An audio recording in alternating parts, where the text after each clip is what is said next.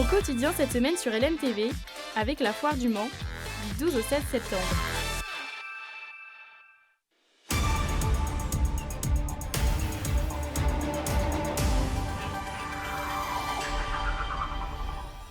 Bonsoir à toutes et à tous, bienvenue sur LMTV Sarthe. Nous sommes le lundi 2 septembre et nous sommes ravis de vous retrouver pour une nouvelle édition, une nouvelle saison d'Au quotidien avec pour la première à la présentation ce soir Laure Girard. Bonsoir Laure. Bonsoir Colin Ancel, bonsoir chers téléspectateurs.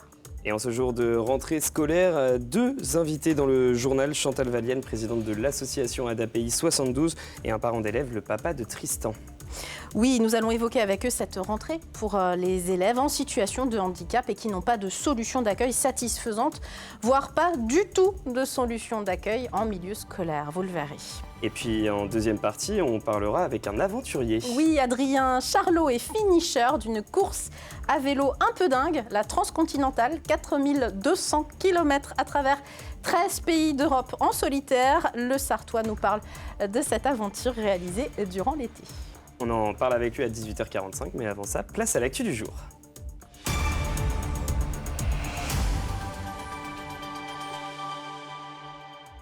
Dans cette édition du lundi 2 septembre, avec au sommaire, bien sûr, la rentrée des classes. Oui, nous allons vous donner quelques chiffres de cette rentrée et nous ferons le point avec la présidente de l'ADAPI et un parent d'élève sur ces élèves atteints de troubles neurologiques qui n'ont pas de solution pour cette nouvelle année scolaire.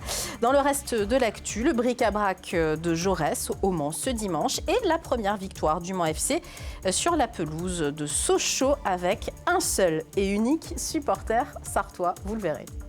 C'est la rentrée, Laure, c'est parti. Oui, près de 97 000 élèves en Sarthe, tous niveaux confondus, retournent sur les bancs de l'école, du collège ou du lycée en ce début de semaine. Au Mans, en maternelle et primaire, 10 500 élèves vont faire leur rentrée ce lundi 2 et mardi 3 septembre dans les établissements publics.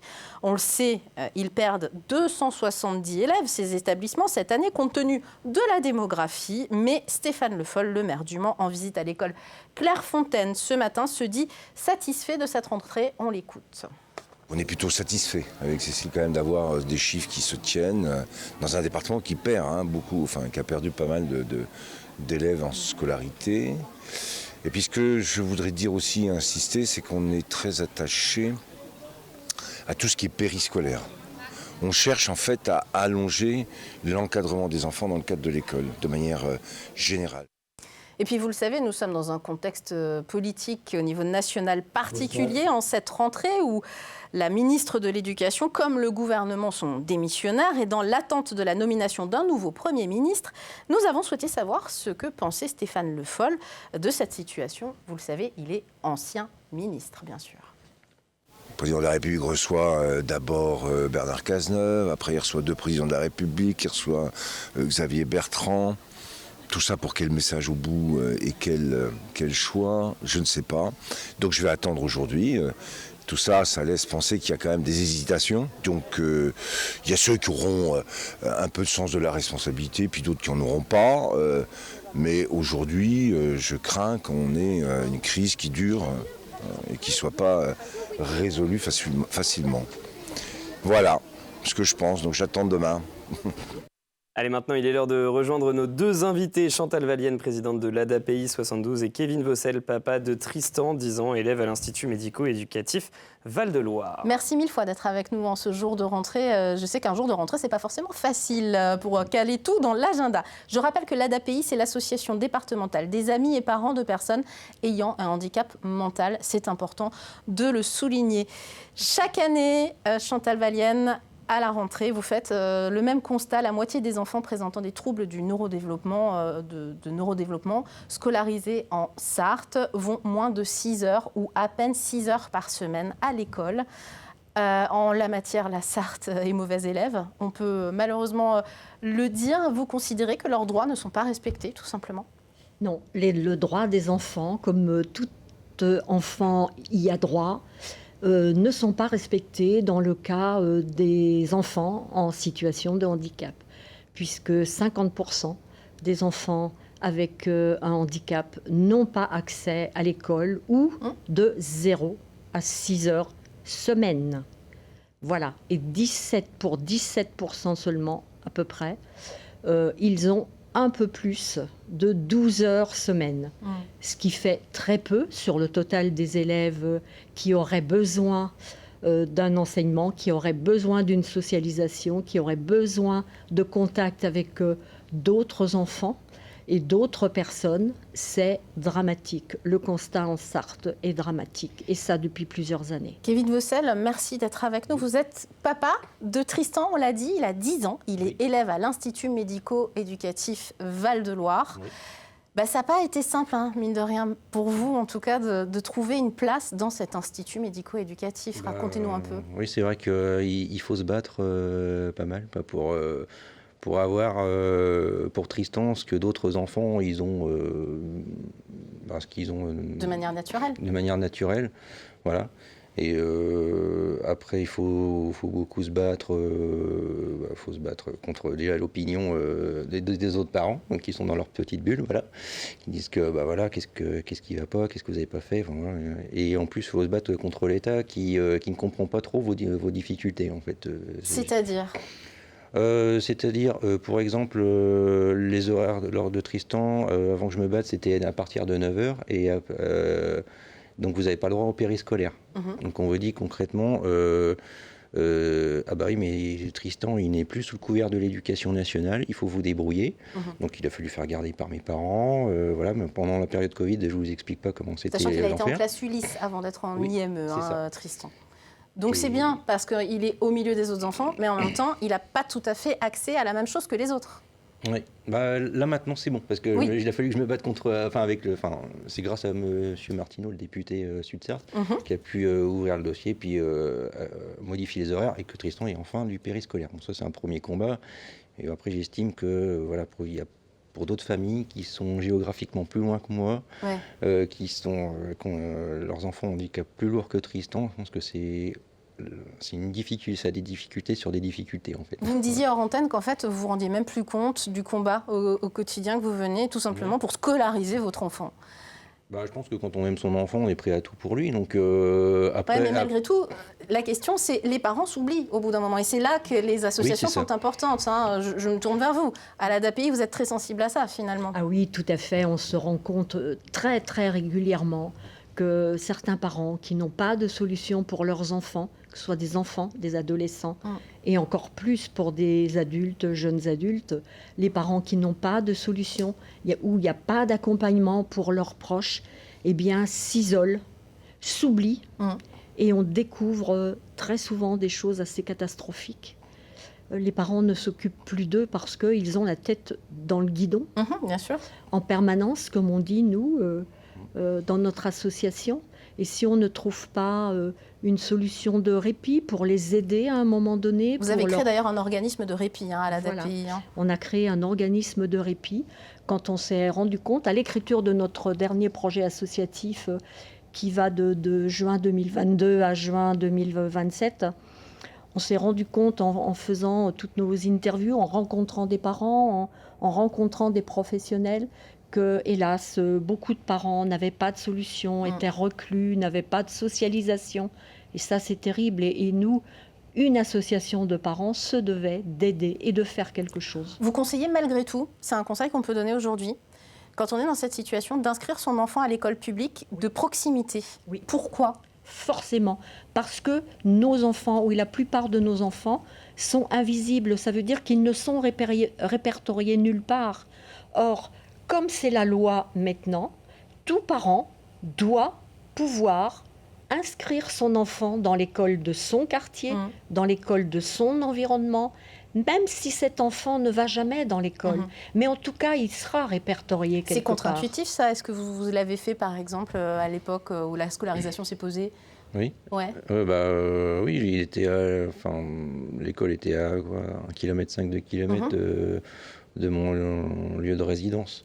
Donc après, au début, c'était pas facile parce que c'était une journée par semaine, 2 journées par semaine. C'était vraiment, comme j'entendais tout à l'heure, des fois moins de 6 heures par semaine. Oui, j'étais un peu dans ce cas-là en fait au début. Donc il fallait faire un mix école-crèche en fait. Et c'était tout un tas. On comprend le parcours difficile que ça a été. En tout cas, j'espère que la rentrée s'est bien passée pour tout le monde. Ah bah, super. Moi, tant mieux. J'étais dans un IME ce matin, l'IME Vaurouzet, qui est un établissement, un IME du Mans. Voilà, les parents sont arrivés avec leurs jeunes, sereins. Comme dans toutes les écoles. Voilà, mais ils ont un accompagnement. L'ADAPI accompagne plus de 2000 enfants en Sarthe, 160... 2000 enfants, adultes et adolescents. Absolument, en Sarthe. 177 sont encore sur liste d'attente. Le chemin est long encore pour l'inclusion à 100%. En cette période de Jeux Olympiques, c'était bien de commencer l'année scolaire, de Jeux Paralympiques. C'était bien de commencer l'année scolaire aussi, en parlant de ça. L'ADAPI 72 de la Sarthe, 02 43 14 30 70 pour les informations. Et vous avez un site internet qui est très bien référencé, adapi72.asso.fr. Merci d'être venu sur ce plateau. Allez, on parle d'un fait divers maintenant. Laure, une jeune fille gravement blessée ce week-end à cause d'un escalator. C'était samedi soir au centre sud au Mans. Selon nos confrères du Maine Libre, une fillette de 10 ans serait tombée de l'escalier mécanique qui mène au parking souterrain du centre commercial. Elle aurait été suspendue dans le vide à l'extérieur du tapis avant de lâcher prise et de faire une chute de plusieurs mètres de hauteur. Sérieusement blessée, l'enfant a été transporté à Angers pour être soigné. Un homme perd, lui, la vie après un accident de la route. Autre fait divers, en face du lycée Yourcenar du Mans, un sexagénaire est décédé ce dimanche 1er septembre. Le conducteur a perdu le contrôle de son véhicule au niveau de ce passage piéton avant de heurter le muret de l'autre côté de la chaussée. Malgré l'intervention des secours, l'homme est mort après ce choc très violent. On va vous redonner le sourire maintenant. 370 exposants et des milliers de chineurs s'étaient donné rendez-vous. Et j'y étais aussi, pour tout vous dire. Des vêtements, des cartes postales, de vieux outils. Il y avait de tout. Les 2 kilomètres de Jaurès, on les appelait comme ça avant, ont fait le plein ce dimanche et les visiteurs étaient nombreux de bon matin pour tenter de mettre la main sur les meilleures affaires. Le reportage d'Anthony Piton. Les chasseurs de bonnes affaires sont de sortie et certains se sont levés tôt, voire très tôt. Si vous cherchez réellement quelque chose de précis, oui, il faut venir très tôt. Voilà. Moi, je vous invite à venir sur les coups de 6h30, 7h. L'embêtant parfois, c'est que les gens n'ont pas le temps de...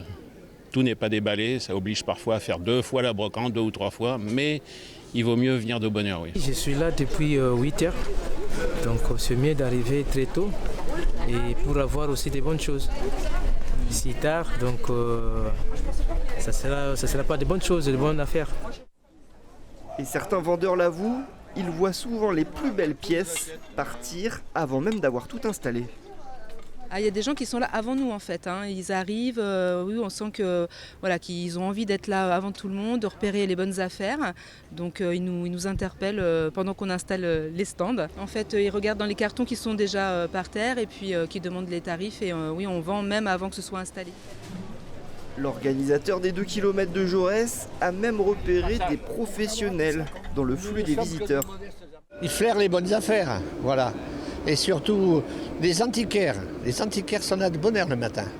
Ils ramassent un certain nombre de choses qui les intéressent pour les revendre 4 ou 5 fois plus cher. C'est ça le commerce. Et pour tous ceux qui n'auront pas eu la chance de mettre la main sur la perle rare, il reste toujours le plaisir de la promenade. Une bonne nouvelle maintenant, Laure, pour le patrimoine sartois. Vous avez joué au loto du patrimoine au Colin, je suis sûre. Malheureusement pas. Moi, j'y ai joué. Et bon, j'ai pas gagné. Mais la mission patrimoine emmenée par Stéphane Bern et financée par le loto du patrimoine a attribué ses dotations pour l'année 2024. Dans chaque département, un monument a été retenu. Et en Sarthe, vous le voyez, c'est le centre historique de Bélier, dans le Perche sartois, qui va bénéficier de financement pour restaurer l'église, le presbytère et son mur de clôture. La première église date du XIIIe siècle. Les travaux devraient commencer dès septembre. Vous avez la chance d'avoir vu un avant-après grâce aux images de Gaëtan réalisées au printemps dernier pour l'émission Plus belle ma Sarthe. Et vous avez pu voir à quoi le centre historique donc va ressembler dans quelques mois. Allez, on parle sport maintenant, Laure, avec la première victoire du Mans FC en national cette saison. Les Sartois se sont imposés 1-0 sur la pelouse de Sochaux. Une victoire dans un stade conquis à la gloire des Sochaliens. Sauf pour l'unique supporter manceau qui était dans les gradins du stade Bonal. Entretien et résumé du match avec Colin Roussel. Parfois, un petit détail compte. Sur cette photo, les joueurs du Mans FC célèbrent leur première victoire de la saison. Et sur celle-ci, on aperçoit dans le fond un supporter manceau radieux, le seul à avoir fait le déplacement au stade Auguste Bonal vendredi soir. Quand j'ai décidé de faire le déplacement, je me suis dit qu'on allait peut-être être 3-4 tout au plus. Seul, je m'y attendais pas vraiment. C'était peut-être l'occasion de me faire remarquer. Remarqué sur les réseaux sociaux, plusieurs utilisateurs de X font écho de la présence de ce supporter. Il assiste même aux premières loges au seul but de la rencontre signé Erwan Colas sur une mauvaise relance de la défense adverse. Même s'il faisait moins de bruit que le COP socialien, les joueurs ont noté sa présence. À la fin du match, les joueurs sont tous venus me voir, me saluer et me remercier d'être venus. Que Edwin me donne son maillot, c'est vrai que ça m'a fait plaisir et ça m'a touché. Ça montre aussi que les joueurs, pour eux, c'est important qu'on vienne. Célio vit à Paris, alors pour supporter ses protégés, il va continuer de se déplacer. Même s'il n'a pas encore tout son planning en tête, il sera dans le parc à Champ-et-Or pour le déplacement sur le terrain des Gobelins, le 23 octobre. On continuera de parler du Mans FC dans 72 Sport avec le président Thierry Gomez qui sera l'invité de 72 Sport. Mais on enchaîne avec une dernière info, fin de parcours en simple pour Frédéric Cataneo aux Jeux paralympiques de Paris 2024. Oui, c'est pas tout à fait fini.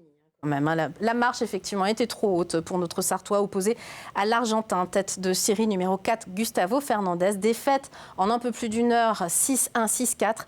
Mais rassurez-vous, c'est en double que le joueur licencié à Coulennes place le plus d'espoir. Associé à Stéphane Houdet, la paire française remporte facilement son premier match, 6-1, 6-2. Donc prochain rendez-vous, on les retrouve ce mardi en quart de finale contre les Brésiliens.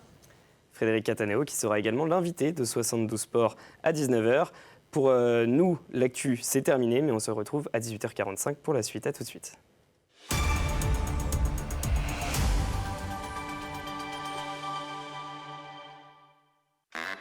Au quotidien cette semaine sur LMTV, avec la foire du Mans, du 12 au 16 septembre.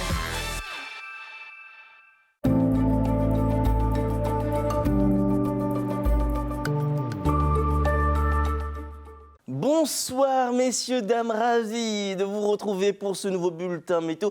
Une météo de rentrée, j'ai envie de dire, on va continuer de vous accompagner tout au long de cette année. J'espère que vos vacances se sont bien déroulées, que votre rentrée s'est bien passée pour les parents, mais également pour les enfants. Nous, on est là, dans la joie, dans la bonne humeur, malgré, c'est vrai, des conditions météo qui resteront assez mitigées, notamment au cours de ces prochaines heures. Vous le voyez à l'image de cette carte, encore de nombreux nuages sur l'ensemble de notre département, des températures qui évoluent entre 20 et 22 degrés, comptez 20 degrés pour Laval ou encore du côté de Mamers, 21 pour Alençon, Sille-Guillaume, 22 au Mans, idem pour La Flèche ou encore du côté de Sablé-sur-Sarthe, 22 degrés également du côté de Lussau ou encore pour La Chapelle-aux-Choux. Pour la journée de mardi, au lever du jour, toujours ces nombreux nuages qu'on va retrouver sur l'ensemble du territoire, ça restera assez compliqué de voir les rayons du soleil. Côté température, au petit matin, celle-ci évolue entre 13 et 15 degrés, avec 13 degrés à Sille-Guillaume, 14 degrés pour Alençon, encore pour Laval, comptez 14 degrés également du côté d'Angers, 15 degrés à Tours ou encore du côté de Mamers. Pour la suite de votre journée,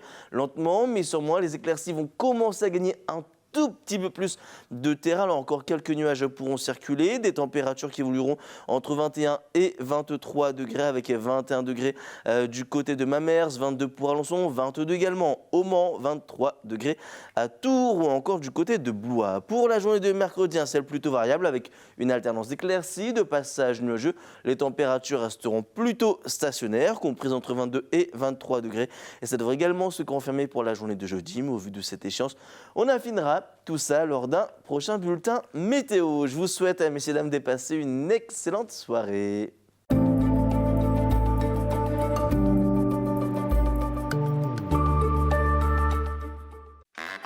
Au quotidien cette semaine sur LMTV, avec la foire du Mans, du 12 au 16 septembre.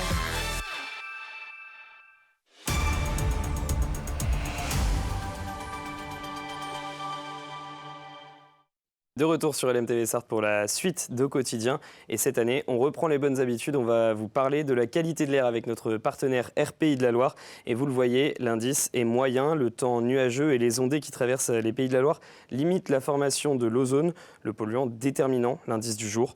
Les concentrations des autres polluants, donc le dioxyde d'azote et les particules, restent à des niveaux particulièrement faibles. Ça reste des bonnes conditions, Laure, pour faire du vélo, non ?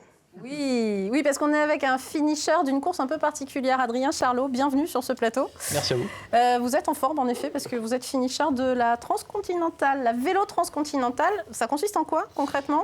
C'est 4200 km de vélo en autonomie, sans assistance, entre Roubaix et Istanbul. 13 pays traversés. Ouais, à peu près 13 pays. On va voir le tracé. Comment est-ce que vous avez eu envie de participer à cette compétition ? Il y a une envie de découverte, une envie de découvrir aussi ce qui se passe dans les Balkans, comment c'est dans les Balkans, j'en avais absolument aucune idée et j'ai voulu me garder cette surprise-là, en évitant de regarder des documentaires, en évitant de regarder des images de ce qui se passait en fait là-bas, pour vraiment avoir cette surprise-là et la notion de défi physique aussi, pour voir jusqu'où je peux réussir à aller avec mon corps et jusqu'où je peux envoyer mon corps en fait. Vous avez fait ça du 21 juillet au 5 août, ça fait à peu près 17 jours.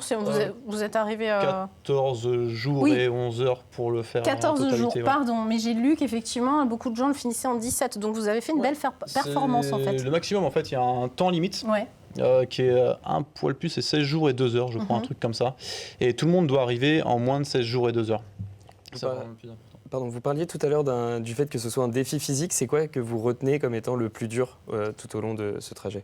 Vraiment l'épreuve physique en elle-même, c'était très très compliqué au niveau des kilomètres, la privation de sommeil aussi, qui était vraiment quelque chose de très compliqué, puisque si on veut rouler le plus longtemps possible, il faut essayer de se priver un maximum de sommeil, de dormir moins longtemps pour rester plus longtemps sur le vélo, et en fait de pousser le corps vraiment dans ces retranchements comme ça, jour après jour.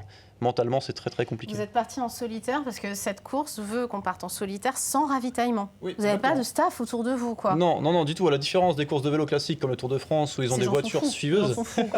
Ils ont des voitures suiveuses, donc ils sont expliquent avec un grand sourire en plus. Oui, ils ont leur ravitaillement, ils ont tout. Nous, on doit s'arrêter en fait pour acheter tout ce qu'il nous faut. On doit s'arrêter aussi pour prendre de l'eau. Si on a une crevaison, on n'a pas une voiture derrière qui nous suit pour changer la roue. On doit se débrouiller tout seul. Et on doit rouler toujours tout seul, sans drafting, enfin sans rouler dans la roue de quelqu'un, puisque ce serait plus facile. Et sans rouler non plus à côté de quelqu'un. On peut être disqualifié si on est prêt à le faire. Donc c'est vraiment la course. C'est dire la performance que vous avez réalisée. Non mais bravo. Vous êtes préparé comment pour cette aventure ? En faisant vraiment beaucoup de vélo. J'avais 11 000 km de vélo sur les 6 premiers mois de l'année, avant le départ de cette course-là. Donc ça représente un peu moins de 2000 km de moyenne par mois à vélo. Et la plus longue distance que j'ai faite, c'était 3 jours. Je suis parti de Bordeaux et je suis allé jusqu'à Compostelle. Donc ça faisait 1000 km en 3 jours du coup pour me préparer à ça.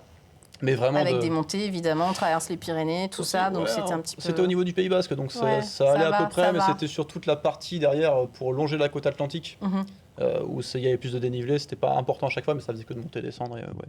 On a vu également certaines de vos images, vous avez aussi fait des stories, etc. Est-ce qu'il y avait un but de médiatiser, enfin pourquoi est-ce que vous avez médiatisé votre parcours ? L'intérêt, c'est de montrer ce qui se passe pendant ce type d'événement, pendant ce type d'épreuve, et aussi de pouvoir montrer en fait au plus grand nombre que finalement c'est quelque chose qui paraît comme ça de loin inaccessible, mais si on se donne les moyens de le faire et si on a envie de le faire, c'est complètement accessible en fait. La plus jeune personne à terminer cette course avait 18 ans, c'est une Allemande, et le plus vieux avait 68 ans, et il a eu 68 ans pendant la course. Waouh. Donc vraiment, si on a envie de faire des choses comme ça, il faut juste mettre les choses en place, se préparer pour, et en fait, il n'y a rien qui peut nous empêcher d'y arriver. Vous allez continuer, mais vous m'aviez dit l'autre jour en préparant que peut-être pas sur une aussi longue distance. Pourquoi ? Sur des distances un peu plus courtes, puisque ça demande beaucoup de temps de préparation. Quand on travaille à côté, cette préparation-là, j'étais en alternance en master à côté. Donc, tout faire en même temps, les journées, elles font toujours que 24 heures. Ça. Donc, ça finit par être compliqué. Un entraînement type, on passe la journée complète sur le vélo. Il m'est arrivé de partir à 6 h le matin et de rentrer chez moi à 20 h le soir. Et de passer vraiment toute la journée sur le vélo. Donc en fait, on peut pas...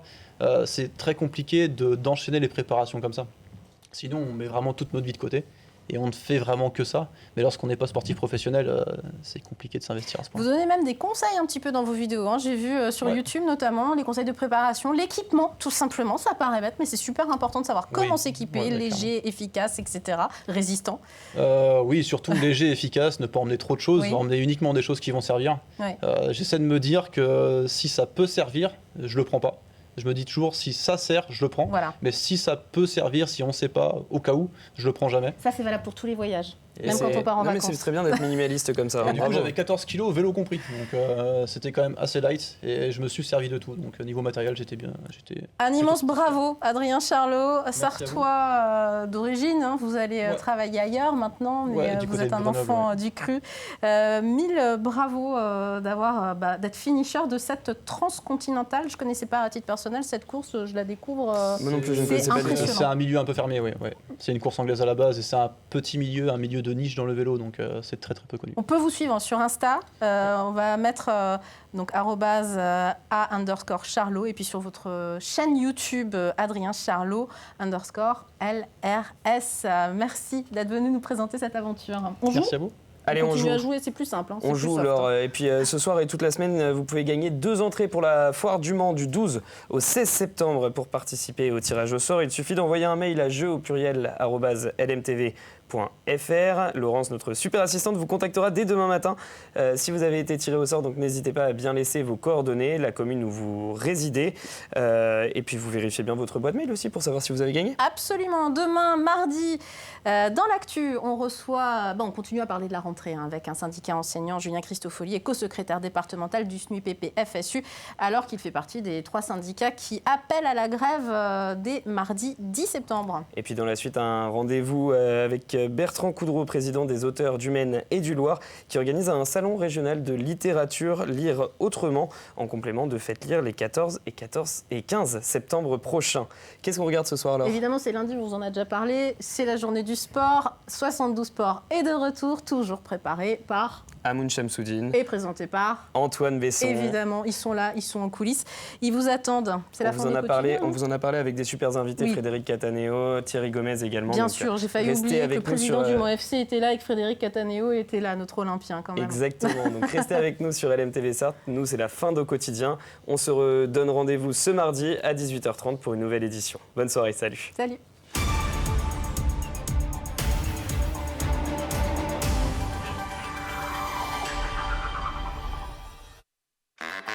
Au quotidien cette semaine sur LMTV, avec la Foire du Mans, du 12 au 16 septembre.